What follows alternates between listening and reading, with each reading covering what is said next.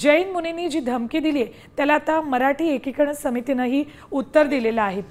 13 ऑगस्टला दादरमध्ये वाद पेटण्याची शक्यता आहे।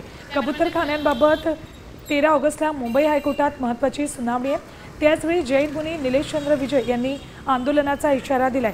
तर जैन समाज आंदोलन करणार आहे, तर कबूतरखाना बंद करण्याची मागणी करत मराठी एकीकरण समिती ही रस्त्यावर उतरणार आहे। तेव्हा दादरमध्ये मोठा वाद रंगण्याची चिन्ह आहेत।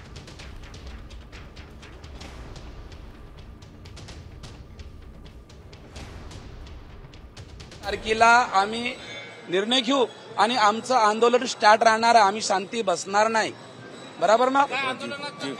अनशन आम्ही शांतीप्रिय आहे, आम्हाला शस्त्र उचलायची काम नाही।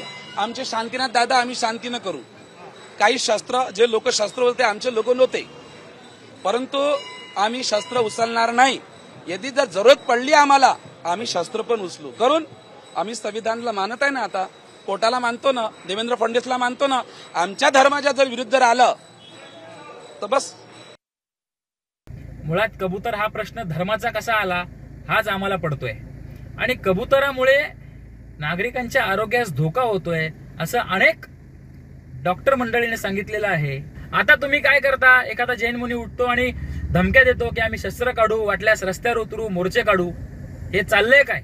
आणि कोणी जरी शस्त्राची भाषा आणि मोर्चाची भाषा करत असेल तर मराठी एकीकरण समिती देखील शांत बसणार नाही। बहुसंख्य मराठी माणसाला एकजूट करून आम्ही देखील प्रत्युत्तर म्हणून मोर्चे काढू। आता isakal.com आहे देशातील नंबर 1 ची मराठी न्यूज वेबसाईट। प्रत्येक अपडेटसाठी isakal.com ला नक्की भेट द्या।